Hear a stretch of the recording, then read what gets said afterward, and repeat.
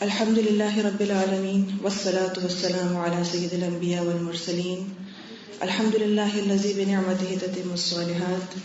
اس تقریب میں آ جانے والے تمام مہمان گرامی کو السلام علیکم ورحمۃ اللہ وبرکاتہ.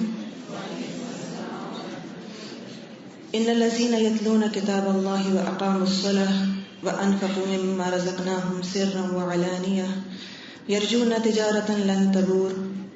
بے شک وہ لوگ جو اللہ کی کتاب کی تلاوت کرتے ہیں اور نماز قائم کرتے ہیں اور جو رزق ہم نے انہیں دیا ہے اس میں سے چھپے اور کھلے خرچ کرتے ہیں، وہ ایسی تجارت کے امیدوار ہیں جس میں کوئی خسارہ نہیں ہے.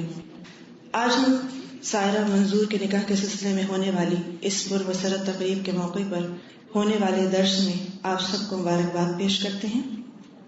یہ تقریب اس لحاظ سے مختلف ہے کہ سائرہ خود بھی الہدیٰ کے اسٹوڈنٹ ہیں اور ہمارے لیے یہ یقیناً اعزاز کی بات ہے کہ آج اس ادارے کی بانی ڈاکٹر فرحت ہاشمی صاحبہ بھی اس تقریب میں ہمارے ساتھ موجود ہیں. چونکہ دونوں کا تعلق الہدیٰ سے ہے، اس لیے مختصر تعارف ڈاکٹر صاحبہ کا اور الہدیٰ کا پیش کرنا چاہوں گی. ارشاد ربانی ہے کہ لوگوں، تمہارے پاس تمہارے رب کی طرف سے نصیحت آ چکی ہے جو دلوں کے امراض کی شفا اور ایمان والوں کے لیے ہدایت اور رحمت ہے. اے پیغمبر، کہہ دیجئے کہ لوگوں کو چاہیے کہ اللہ کے فضل اور اس رحمت پر خوشی منائیں کہ ان ساری خوشیوں، ان ساری چیزوں سے بہتر ہے جنہیں وہ جمع کرتے رہتے ہیں. رہے عبادت میں گر مسلم صبا رفتار ہو جائے تو باطل خود بخود ایک دن ذلیل و خوار ہو جائے. یہ ممکن ہی نہیں پانسا نہ پلٹے اپنی قسمت کا، شریعت کے حقائق کا اگر اظہار ہو جائے. ڈاکٹر فرحت ہاشمی صاحبہ پاکستان کے شہر سرگودا میں پیدا ہوں. آپ کے والد محترم عبدالرحمن ہاشمی صاحب معروف عالم دین تھے جن کا شجرہ نسب 53 واسطوں سے صحابی رسول حضرت عبداللہ بن عباس سے جا ملتا ہے. ابتدائی دینی تعلیم اپنے والد ماجد سے حاصل کی جنہوں نے بچپن ہی سے خواہش پیدا کر دی تھی کہ اللہ کے کلام کو خود سمجھ کر پڑھنا اور آگے پہنچایا بھی جائے. ڈاکٹر صاحبہ کی اسلام سے محبت کے جذبے کو ان کے ہم خیال شوہر نامدار ڈاکٹر محمد عزیز زبیر صاحب جو خود بھی معروف دینی اسکالر ہیں ان کے تعاون نے دو چند کر دیا. بطور طالبہ ڈاکٹر فرحت ہاشمی نے تعلیمی کیریئر کے دوران بے شمار میڈل، انعامات اور وظائف حاصل کیے. سرگودا ڈگری کالج سے BA کی ڈگری حاصل کرنے کے بعد پنجاب یونیورسٹی لاہور سے MA عربی کی ڈگری حاصل کی. آپ نے اپنے کیریئر کا آغاز ڈگری کالج سرگودا سے بطور لیکچرار کیا. کچھ ہی عرصے کے بعد انٹرنیشنل اسلامی یونیورسٹی میں بطور عربی لیکچرار شمولیت اختیار کی. پنجاب یونیورسٹی میں فیکلٹی آف آرٹس میں اول آنے کی بنا پر اسکالرشپ ملا. اس طرح حدیث سائنسز میں university of Glasgow Scotland سے PhD کی ڈگری حاصل کی.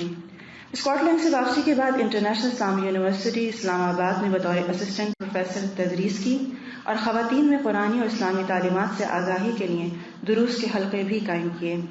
لوگوں کی دلچسپی اور شوق کو مد نظر رکھتے ہوئے 1994 میں الہدیٰ انٹرنیشنل ویلفیئر فاؤنڈیشن قائم کیا جس کا مقصد خدمت خلق اور قرآن و سنت کی درست تعلیم کو عام کرنا ہے. الہدیٰ کا مشن قرآن کو ہر ہاتھ اور ہر دل تک پہنچانا ہے. آج الہدیٰ انٹرنیشنل ویلفیئر فاؤنڈیشن کا شمار بلا تعصب معیاری اسلامی تعلیم کو عام کرنے کے لیے نمایاں طور پر لیا جاتا ہے. اس ادارے میں کوئی بھی خاتون بلا تفریق مذہب، ذات اور مالی حیثیت کے آ کر قرآن کی تعلیم حاصل کر سکتی ہیں. حتیٰ کہ آن لائن اور خط و کتابت کے ذریعے سے بے شمار مرد حضرات بھی قرآن کورسز کر رہے ہیں. ادارے کی ملک اور بیرون ملک بے شمار برانچز تندہی سے ہر تعصب اور فرقہ واریت سے بالا تحقیقی بنیادوں پر قرآن و سنت کی تعلیمات عام کرنے میں مصروف عمل ہیں. آن لائن کورسز، اسی طرح خط و کتابت قرآن کورسز، لرننگ کے ذریعے بھی الہدیٰ دینی تعلیمات گھر گھر پہنچانے کی سہولت مہیا کرتا ہے. مختلف دینی موضوعات پر ڈاکٹر صاحبہ کی سیریز، کیسٹس، کتب، پمفلٹس اور کتابچے بھی موجود ہیں. عوام الناس کی سہولت کے لیے یہ تمام مٹیریل ویب سائٹس پر فری ڈاؤن لوڈ کے لیے موجود ہے. اس کے ساتھ ساتھ مختلف ریڈیو چینلز، FM چینلز پر بھی مختلف دروس پاکستان میں اور بیرون ملک بھی نشر کیے جاتے ہیں اور مختلف TV چینلز پر بھی آپ کے دروس اور قرآن کی تعلیمات کو عام کرنے کا سلسلہ جاری ہے. یہ تمام دروس جو ہیں وہ سیریز شکل میں، کیسٹس کی شکل میں اور DVDs کی شکل میں بھی موجود ہیں. شکر ہو کیوں کر ادا یا رب تیرے احسان کا، تو نے ہم کو نور بخشا سنت و قرآن کا. دیدہ اہل بصیرت کے لیے یہ نور ہے، کیوں نہ ہو تسکین دل پیغام ہے رحمان کا. دیدہ دل سے تلاوت ہو اگر قرآن کی، قلب بن جائے گا مخزن دولت ایمان کا. اب میں دعوت دیتی ہوں ڈاکٹر فرحت ہاشمی صاحبہ کو کہ وہ آئیں اور اس پر مصب تقریب میں ہمارے لیے کچھ تزکیہ کے حوالے سے پیش کریں۔ السلام علیکم ورحمۃ اللہ وبرکاتہ۔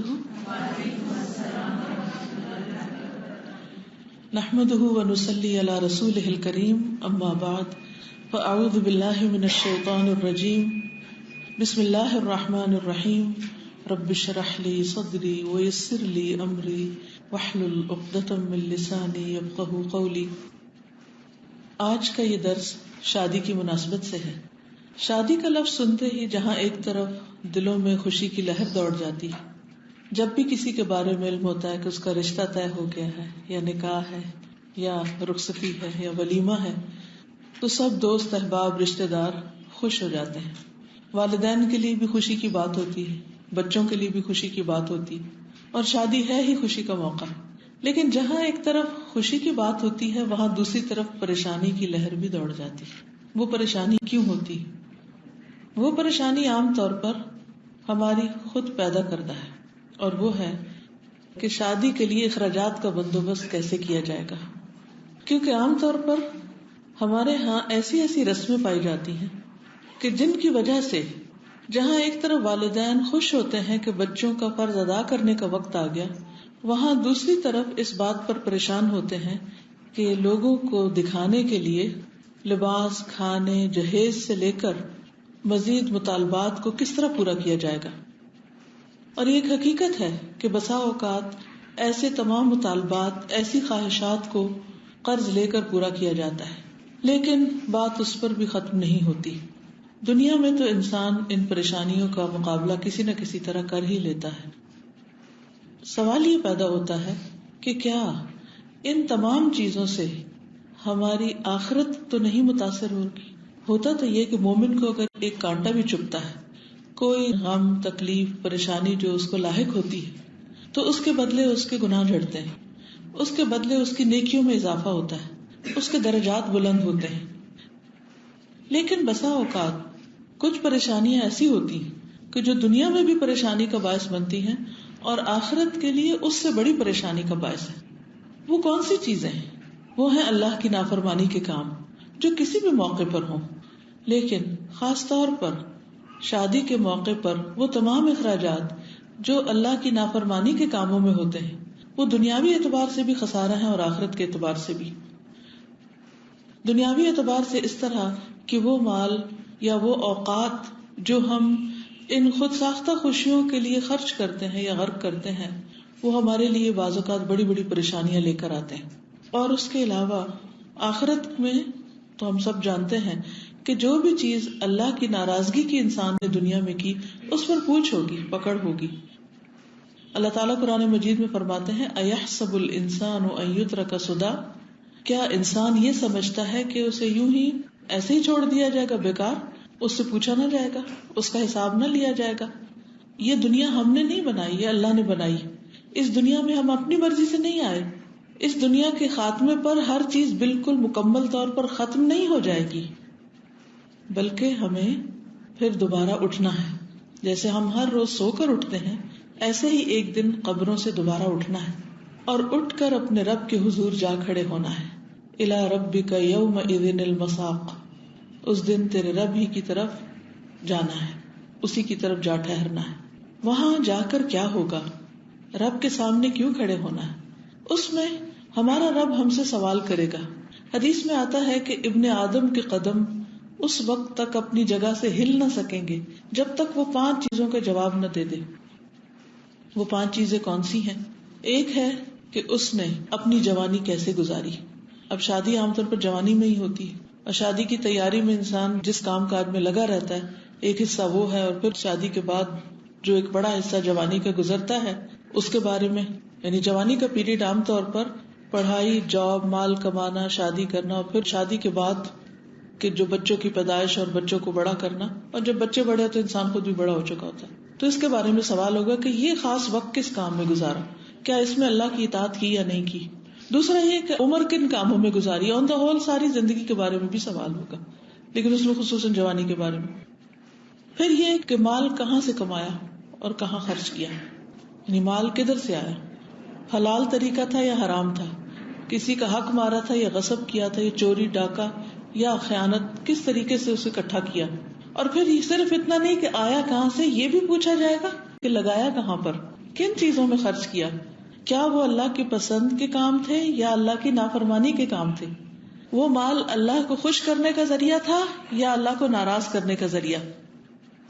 اور اگلی بات یہ کہ جو علم حاصل کیا اس پر عمل کتنا کیا. اور ایک روایت میں آتا ہے کہ اپنے بدن کو کس کام میں گلایا، یعنی اس جسم کو کہاں تھکایا، کس چیز میں لگ کے یہ بوڑھا ہوا، کس چیز میں لگ کے یہ بیمار ہوا، یعنی اس جسم سے کیا کام لیا. تو بہرحال یہ سوال ہر انسان سے کیے جائیں گے. تو ہم دنیا میں شتر بے مہار کی طرح نہیں چھوڑے گئے کہ ہم جب جی چاہے جس چیز میں جیسے ہم انجوائے کریں، جو ہماری خواہشات ہوں اس کے مطابق ہم زندگی بسر کریں. ایسا نہیں کر سکتے. ہمارا حساب ہونا ہے، ہم سے پوچھا جانا ہے. تو عقل مند وہی ہے جو یہ زندگی سوچ سمجھ کے گزارے کہ کل کے محاسبے کی فکر کرتے ہوئے اپنی ساری زندگی کو پلان کرے. اور اس میں زندگی کا ایک جو پیک پہ مرحلہ ہوتا ہے، یعنی شادی کا مرحلہ، اس بارے میں انسان کو بہت سوچ سمجھ کر قدم اٹھانا چاہیے. عام طور پر جب ہم دین کی بات کرتے ہیں تو نماز، روزہ، حج، زکوٰۃ، الحمدللہ بہت سے لوگ اس کی پابندی کرتے ہیں. لیکن ہوتا یہ ہے کہ نیکی کے تمام کام کرنے والے بھی بسا اوقات ایسے موقعوں پر پھسل جاتے ہیں اور اس سے پھر کئی طرح کی خرابیاں جنم لیتی. اس لیے بہت ضروری ہے کہ جہاں ایک طرف ہم اپنی عبادات کو اچھا کریں، نماز روزے کو اچھا کریں، وہاں دوسری طرف یہ بھی بہت ضروری ہے کہ جو چیزیں اللہ سبحانہ وتعالیٰ کو پسند نہیں ان سے اجتناب کریں. کیونکہ اگر انسان ایک طرف اچھی غذا کھائے اور دوسری طرف نقصان دہ غذا کھانا شروع کر دے تو کیا ہوتا ہے؟ کون سی چیز غالب آتی؟ نقصان دہ.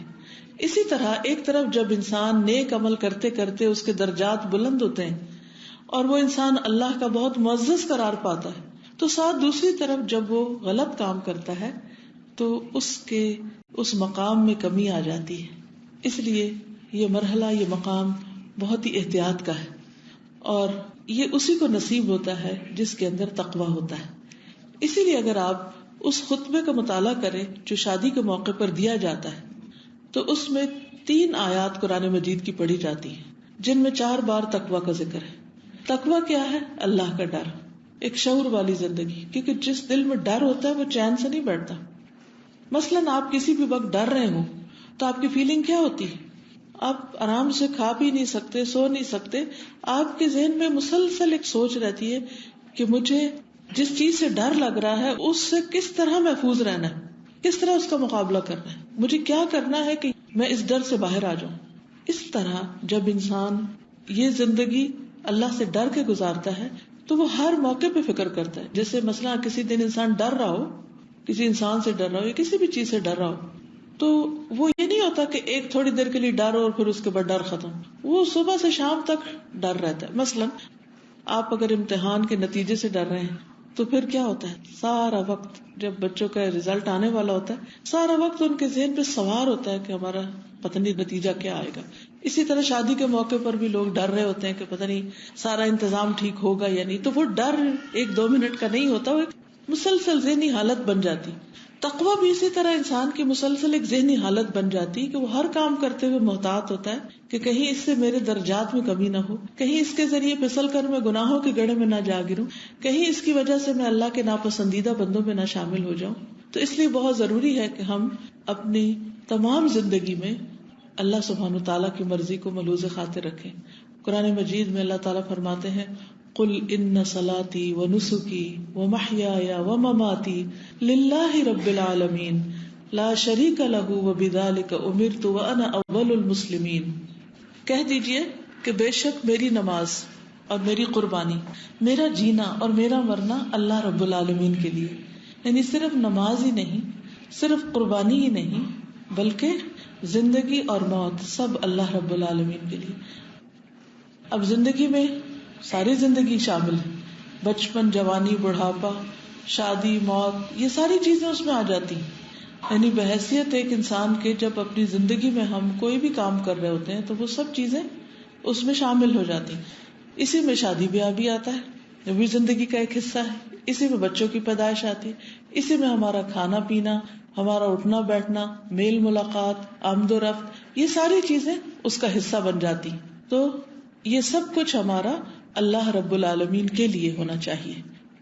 اس کا مطلب کیا ہے کہ اللہ رب العالمین کے لیے، کہ اللہ رب العالمین کی اطاعت میں اس کی پسند کے مطابق.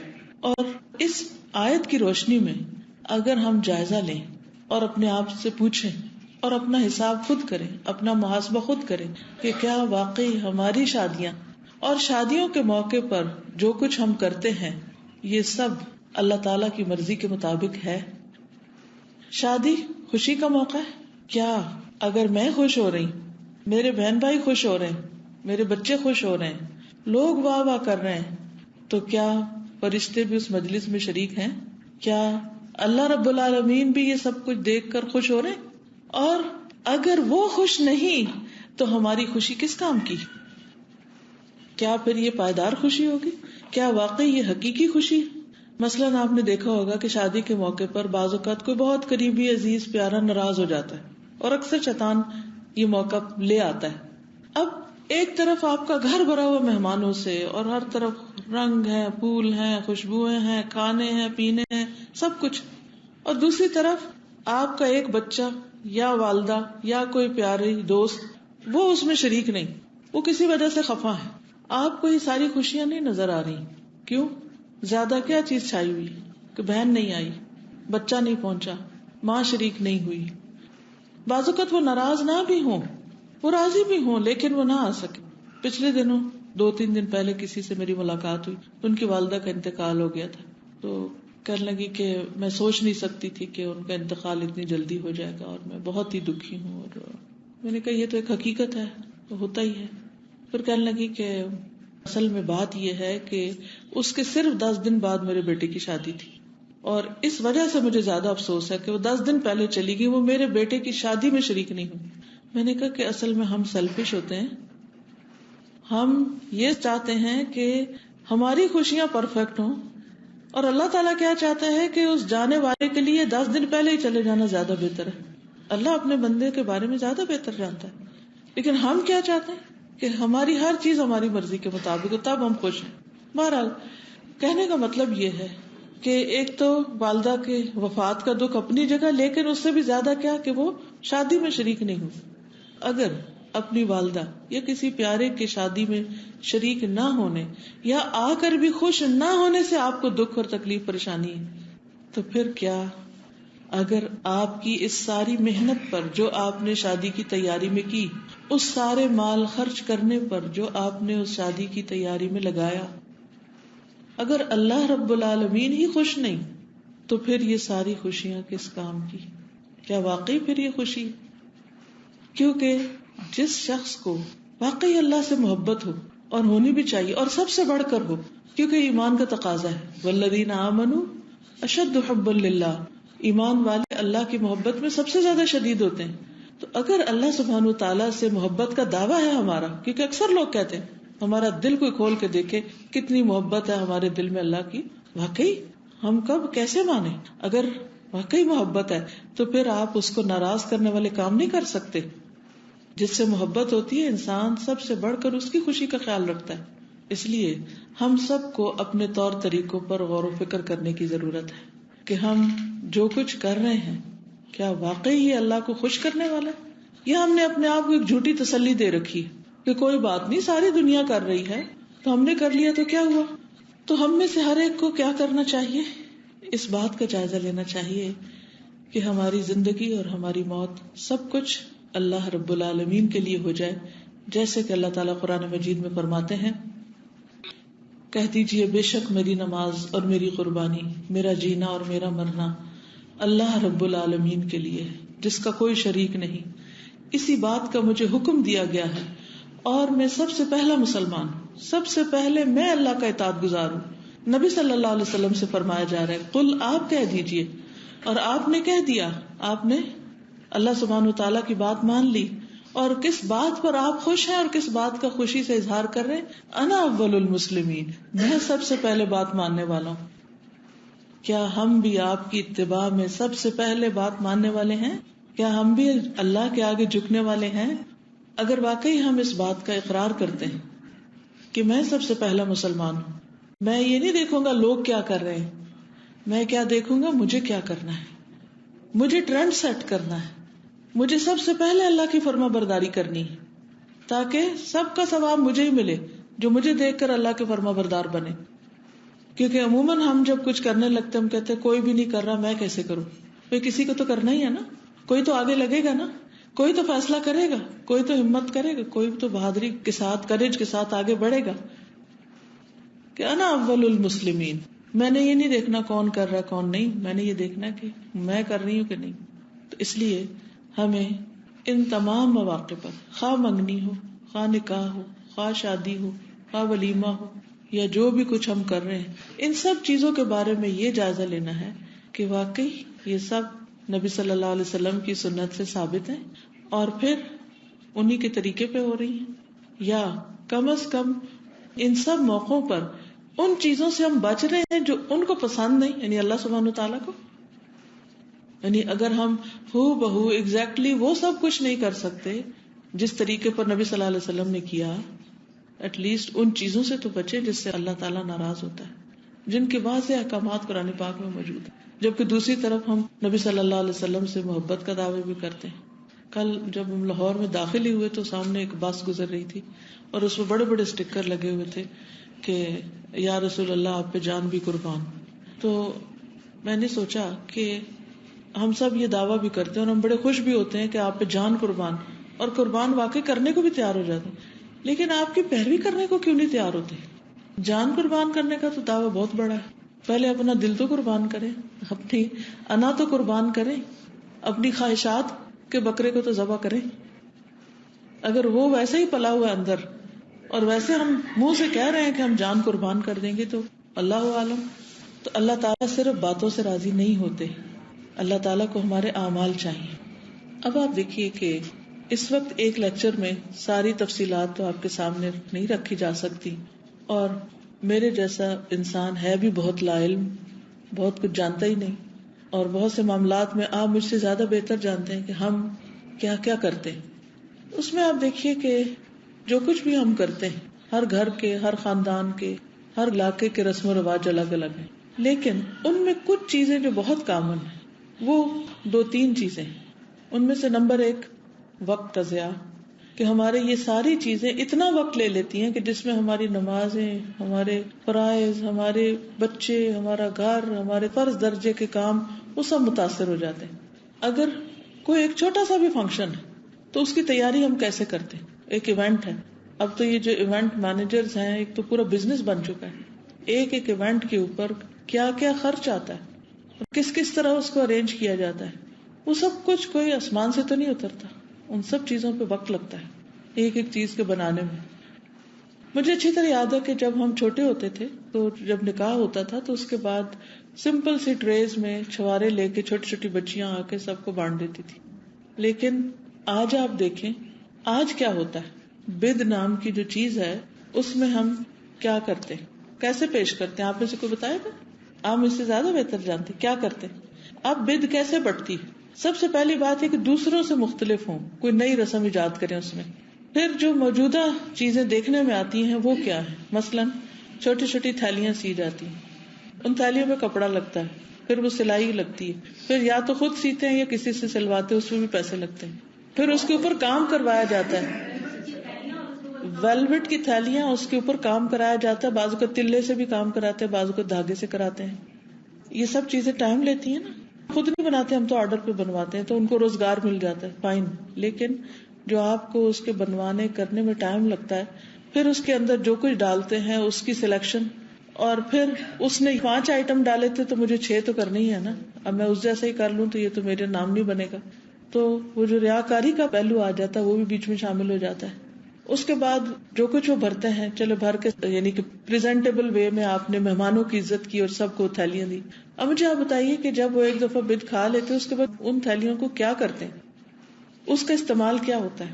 وہ چھوٹی سی تھیلی دوبارہ کس کام آتی؟ عام طور پر میں نے تو یہ دیکھا کہ وہ کوڑے میں پھینک دی، ادھر ادھر پھینک دی، پڑی ہیں 1 نہیں 2 نہیں، ہر دوسرے دن کوئی شادی ہے، ہر دوسرے دن ایسی چیزیں آ رہی ہیں، وہ ایک الگ کباڑ اکٹھا ہو جاتا ہے، اور جب وہ اکٹھا ہو جاتا ہے پھر اس کا کیا کرنا ہے؟ چھوٹی سی چیز ہے یہ، ایک سمپل سا کام تھا، سمپل سی چیز تھی جس کو ہم نے کتنا بڑھا لیا، اور بہت سے لوگ اس میں جو چیزیں ڈالی جاتی ہیں وہ کھاتے بھی نہیں ہیں. بعض اوقات اس میں ٹافیاں ڈال دیتے، بہت سے لوگ ڈائٹنگ کر رہے ہوتے وہ ٹافی نہیں کھاتے. بعض اوقات اس میں کوئی گھٹیا قسم کے پرانے نٹس ڈال دیے جاتے، وہ بھی چکھ کے تھوڑا سا پھینک دیتے کہ یہ بھی نہیں کھانے کے، کیونکہ اس میں دکھاوا کئی دفعہ زیادہ پریولنٹ ہوتا ہے، لیکن جو کوالٹی آف فوڈ ہوتی ہے وہ ٹھیک نہیں ہوتی. بعض اوقات اب آپ جب بازار سے پیک کراتے ہیں تو یہ نہیں کہ آپ نے کوئی بدنیتی کی، وہ لوگ اس موقع سے کہ بھئی اندر سے ایک ایک تھیلی کھول کے کس نے دیکھنی ہم نے کیا ڈالا، اس سے بھی گڑبڑ ہو جاتی. تو بہرحال وہ 3 4 5 7 آئٹم، اب یہ سب اضافہ ہے نا، ایکسٹرا ہے. اب اگر آپ اس کو نبی صلی اللہ علیہ وسلم کی سنت سمجھ کے کر رہے ہیں تو وہاں تو ہر شادی میں کوئی ایسی بد نہیں تھی، لیکن اگر چلے آپ نے دینا ہی ہے کہ مہمان کو کچھ دینا، تو کچھ تو کھلانا ہی ہے، کچھ کرنا ہی ہے، تو ایسے طریقے سوچے کہ جس سے وقت اور پیسے کا ضیاع نہ ہو اور دوسری طرف اہم کام متاثر نہ ہو. مہمان نوازی جو ہے وہ اپنی جگہ ایک چیز ہے، لیکن اس میں اسراف اور دکھاوا دونوں ہی اس کے اجر کو ضائع کر دیتے. مہمان نوازی کرے لیکن اسراف مائنس، دکھاوا مائنس، وقت کا ضیاع مائنس. اچھا، پھر اس کے بعد آپ دیکھیے کہ اگر ہم کپڑوں پہ آ جائیں تو کپڑوں پر ایک ایک لہنگا کتنے کا بن رہا ہے، کوئی اندازہ ہے؟ ایک منیمم جو لہنگا تیار ہو رہا ہے آج کل وہ کتنے کا بنتا ہے؟ 1 لاکھ. 1 لاکھ سے شروع ہوتے ہیں، کہاں تک جاتے ہیں جی؟ کوئی حد نہیں. تو حد سے نکلے ہوئے نا، اسراف حد سے نکلنے کا نام ہے نا، کوئی حد نہیں، کیونکہ ہر ایک نے دوسرے سے بڑھ کے کرنا ہے. پھر آپ دیکھیے کہ اس کے بعد اس کو پہنتے کتنی دفعہ ہیں، 1 دفعہ 2 دفعہ 5 دفعہ 7 دفعہ. کس نے اپنی شادی کا سوٹ 10 دفعہ بھی پہنا ہو؟ اگر 10 لاکھ کا بھی جوڑا بنا ہے تو 10 دفعہ بھی نہیں پہن رہے. اس کا کیا جواز ہے؟ کس حساب سے اس کو جائز قرار دیا جائے گا؟ جبکہ دوسری طرف ہمارے خاندان کے اندر ایسے لوگ ہیں جو بے گھر ہیں، جن کے پاس چھت نہیں ہے، جن کے بچوں کے پاس تعلیم نہیں ہے، جن کے پاس 2 وقت کی روٹی نہیں ہے.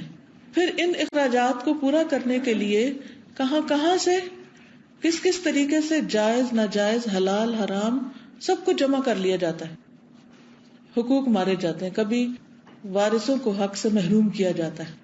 یعنی بہت دفعہ ایسے کام کرنے کے لیے، یعنی ناجائز کام کرنے کے لیے جائز آمدنی کافی نہیں ہوتی، اس کے لیے ناجائز آمدنی کی ضرورت پڑتی، اور وہ ناجائز آمدنی کسی اور کا حق ہو سکتی.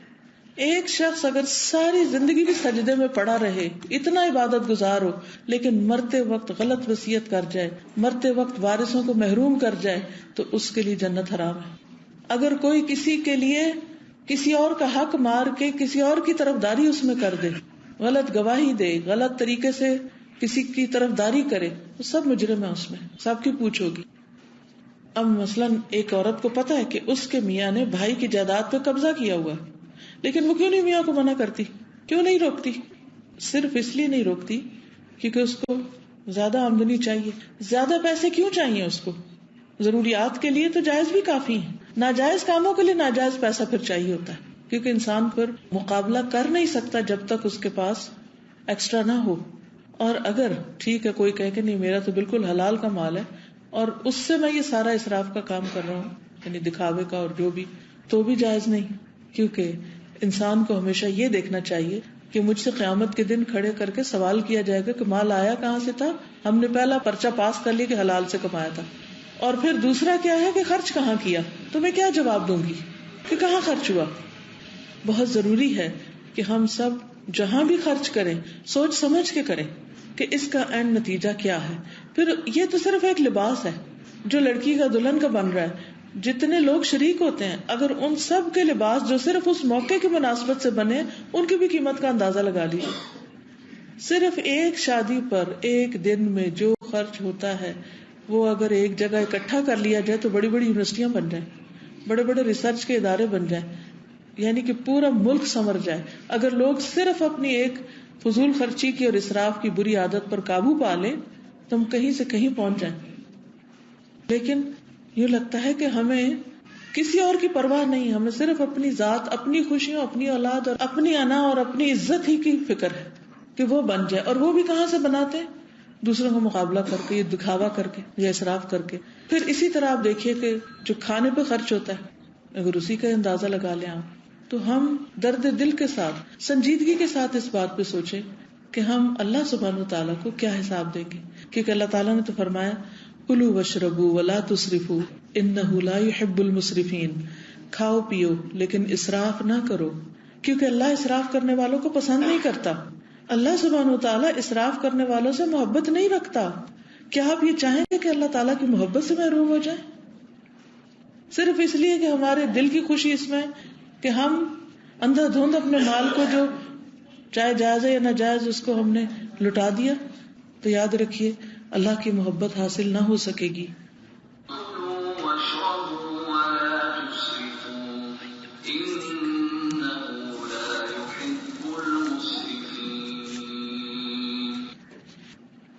ایک دوسری جگہ سورۃ الاسراء میں اللہ سبحانہ وتعالیٰ فرماتے ہیں وَآتِ ذَا الْقُرْبَى حَقَّهُ وَالْمِسْكِينَ وَابْنَ السَّبِيلِ وَلَا تُبَذِّرْ تَبْذِيرًا إِنَّ الْمُبَذِّرِينَ كَانُوا إِخْوَانَ الشَّيَاطِينِ وَكَانَ الشَّيْطَانُ لِرَبِّهِ كَفُورًا. اور رشتہ دار کو اس کا حق دو، رشتہ دار کو اس کا حق دو، اور مسکین کو اس کا حق دو، اور مسافر کو اس کا حق ادا کرو، اور فضول خرچی نہ کرو، کیونکہ فضول خرچی کرنے والے شیطانوں کے بھائی ہیں اور شیطان اپنے پروردگار کا ناشکر ہے. آپ کو معلوم ہے کہ اللہ سبحانہ و تعالیٰ کی سب سے زیادہ ناپسندیدہ مخلوق کون سی؟ اس کی پوری کریشن میں جس کو اس نے اپنا دشمن قرار دیا وہ کون ہے؟ شیطان. تو جب انسان زائد ضرورت مال خرچ کرتا ہے کسی بھی موقع پر، فضول خرچی کرتا ہے، بیکار چیزوں میں لگاتا ہے جن کا کوئی استعمال نہیں، جن کا کوئی مقصد نہیں بنتا، جس کی کوئی ضرورت نہیں، نہ وہ نیڈ ہے نہ وہ نیسیسٹی ہے، صرف وہ لگژری ہے اور صرف اس لیے کیونکہ ہے تو اس لیے کرنا ہی کرنا، تو پھر انسان شیطان کا بھائی کہلاتا ہے. اور جو شیطان کے بھائی بن جائے وہ قیامت کے دن کس کے ساتھ ہوں گے؟ پھر عباد الرحمان کے ساتھ نہیں، شیطان کے ساتھ. وہ شیطان کی فوج ہے، وہ شیطان کی پارٹی. لیکن ہمیں یہ سمپل سی بات کیوں نہیں سمجھ آتی؟ اگر آپ یہ کہ ہمیں سمجھ ہی نہیں آتی کہ حد کیا ہے اور کہاں کھڑے اور کہاں نہیں، تو صرف میں پھر شادی کے جوڑے پہ آؤں گی کہ شادی کا ایک جوڑا جو لاکھ میں بھی بنے یا لاکھ سے زائد میں بھی بنے، کیا وہ ضرورت ہے؟ کیا وہ نیسیسٹی ہے؟ کیا اس کے بغیر شادی نہیں ہو سکتی؟ کیا واقعی وہ ہم کام میں لاتے ہیں؟ کیا واقعی ہم بعد میں پہن کر استعمال کرتے ہیں؟ تو فضول کا مطلب کیا ہے؟ فضول کا مطلب ہے زائد، ایکسٹرا. آپ کسی سے پوچھ کے دیکھیں، سروے کر لیں کہ آپ نے شادی کے جوڑے کا کیا، کہاں رکھا ہوا، یا تو وہ الماریوں کی نظر ہوتا رہے گا سال ہر سال، یا پھر اٹھا کے کسی کو دے دیں گے تاکہ وہ نمائش کر لے تھوڑی سی اس سے. اور بعض اوقات وہ بھی نہیں دیں گے کیونکہ اتنا مہنگا کیسے دے دیں ایسے. اور جس کو دیں گے اس کے بھی وقت ہی تھوڑی سی دیر کے کام کا، اس کے بعد اس کے بھی کام کا نہیں ہے. تو جو چیز ضرورت نہ ہو وہ فضول ہوتی ہے. اس سے کہیں کم میں آپ ایک مناسب سا خوبصورت سا کچھ بھی پہن سکتے ہیں. ضروری نہیں کہ اس کے اوپر ایسی چیزیں لگی ہوئی ہوں کہ وہ فضول کی حد میں آ جائیں، کیونکہ اس حد میں جاتے ہی آپ رحمان کی پارٹی سے نکلے اور شیطان کی پارٹی میں داخل ہو گئے. نبی صلی اللہ علیہ وسلم نے فرمایا ایاک والتنعم فإن عباد اللہ لیسوا بالمتنعمین. رسول اللہ صلی اللہ علیہ وسلم نے فرمایا ناز و نعم کی زندگی سے بچو، کیونکہ اللہ کے بندے ناز و نعم کی زندگی نہیں گزارتے، یعنی بالکل چھوئی موئی بن کے رہنا اور ہر وقت ایک نزاکت. اب آپ دیکھیے کہ شادیاں کیوں ناکام ہوتی ہیں، کیونکہ لڑکیوں کی بھی اور لڑکوں کی بھی ایکسپیکٹیشنز بہت مختلف ہو گئی. شادی کے بعد یا شادی کے موقع پر لڑکی کیا ایکسپیکٹ کرتی ہے کہ شادی کے موقع پر اتنا زیور اتنا کپڑا اس کو ملے، شادی ہو جائے تو فلاں ملک میں ہالیڈیز ملے، میاں روز رات کو فلاں ریسٹورینٹ پہ کھانے کے لیے لے جائے. ایک ایوریج ریسٹورینٹ میں ایک وقت کا کھانا ایک بندے کا کیا ہے بتائیں گے آپ، جس کو آپ عیاشی والا ریسٹورینٹ کہتے ہیں؟ 1500 سے 2000 پر پرسن، فار ایگزامپل 1500 سے 2000 پر پرسن. اور اکیلا تو کوئی نہیں کھانے جاتا نا، میاں بیوی ہوں گے اور اگر بچے ہیں تو وہ بھی ساتھ ہوں گے. تو صرف اگر ہفتے میں ایک دن بھی ایسا کھانا کھا رہے ہیں، مثلاً ایوریج بل 5000 ہے، تو آپ کو معلوم ہے کہ مہینے کا وہ بن گیا 20,000 25,000. کتنے ہی لوگ ایسے ہیں کہ جن کی پورے مہینے کی آمدنی بھی 25,000 نہیں ہے. کتنی ہی لڑکیاں ایسی ہیں جن کی شادی اس وجہ سے نہیں ہو رہی کہ ان کے پاس وہ مطلوبہ ضرورت کی چیزیں بھی نہیں ہیں کہ جو ایک گھر بنانے کے لیے چاہیے. ایسی صورت میں جب کہ ہمارے آس پاس ان گنت لوگ ایسے بس رہے ہوں اور ہمارے دل میں کچھ بھی ان کا احساس نہ ہو اور اس حکم پر عمل کرنے کا سوچا بھی نہ، وَآتِ ذَا الْقُرْبَى حَقَّهُ وَالْمِسْكِينَ وَابْنَ السَّبِيلِ، نہ رشتہ دار کو دینے کے لیے ہے ہمارے پاس، نہ مسکین کو دینے کے لیے، نہ مسافر ضرورت مند کو دینے کے لیے، اور ہم صرف اپنی ذات پر، صرف اپنے زبان کی تھوڑی دیر کے مزے کے لیے اتنا پیسہ خرچ کرتے چلے جائیں، اور اگر شوہر یہ مطالبہ نہ مانے تو گھر ہی چھوڑ کے آ جائے کہ وہ اس کو تو میری کیئر ہی نہیں ہے اور وہ میرا خیال ہی نہیں کرتا اور وہ مجھے آؤٹنگ نہیں کراتا. وہ آپ سوچیے کہ لباس کے بارے میں ایکسپیکٹیشنز، میک اپ کے بارے میں، جوتوں کے بارے میں، بیگز کے بارے میں، ایک ایک بیگ کی جو قیمت ہے، یعنی ایک لامتناہی سلسلہ ہے اسراف کا جو ہمارے آس پاس چلتا رہتا ہے. اور ہم سب ایک دوسرے کو دیکھ کے صرف تعریفیں کر رہے ہوتے ہیں، یہ بہت خوبصورت ہے، یہ بہت اچھا ہے، یہ کہاں سے لیا ہے، اور پھر اسی دوڑ میں پھر شریک ہو جاتے ہیں. اس وقت یہ نہیں دیکھتے کہ وہ ضرورت کا ہے بھی یا نہیں، کیونکہ وہ صرف ایک دکھاوے کے لیے لانا ہے اور پھر دکھاوے کر کے واپس جا کے رکھ دینا ہے، چاہے اس کے اندر کچھ بھی نہ ہو ضرورت کا، وہ صرف ایک شو پیس ہے. کیونکہ ایسے کپڑے پہننے کے تھوڑی ہوتے ہیں، وہ تھوڑی دیر کے لیے آپ نے اٹکائے اور اس کے بعد جب تک اتار نہیں لیں گے چین ہی نہیں آئے گا. ایک ریزنیبل حد تک تو پھر بھی انسان پہن کے کمفرٹیبل ہوتا ہے یا عبادت بھی کر لیتا ہے. کوئی ایسا لباس جس کو پہن کر آپ کی نماز کا خشوع چلا جائے، کیا آپ اس کو جائز قرار دیں گے؟ اور پھر آپ دیکھیے کہ جب آپ پہنتے تو یہ تو نہیں ہو سکتا کہ کوئی نماز کا وقت بیچ میں نہ آئے، لازمی طور پر آئے گا. تو پھر آپ کیسی نماز پڑھ رہے ہیں اس وقت؟ کیا جا کے چینج کر کے نماز پڑھ کے پھر پہنیں گے؟ کون کرتا ہے ایسے؟ اور اگر پہنتے ہیں تو یا لوگ پھر اشارے کر رہے ہوتے ہیں یا پورا رکوع نہیں کرتے، پورا سجدہ نہیں کرتے، پوری طرح نیچے ٹک کے نہیں بیٹھتے کیونکہ وہ ساری کریز خراب ہو جائے گی، یہ سارا اس کا وہ جو اوپر لگا ہوا وہ سارا خراب ہو جائے گا. ایک نماز کو بھی ضائع کرنا جو ہے وہ معمولی چیز ہے، لیکن ہم سوچتے ہی نہیں. ہم صرف یہ دیکھتے ہیں کہ ہاں ظاہر میں اچھا لگ رہا ہے، یعلمون ظاہرا من الحیات الدنیا وہم عن الآخرۃ ہم غافلون. وہ دنیا کی صرف ظاہری زندگی کو دیکھ رہے ہیں اور آخرت سے بالکل غافل ہیں کہ ہمارے ان سارے کاموں کا انجام کیا ہونے والا ہے، نتیجہ کیا نکلنے والا ہے.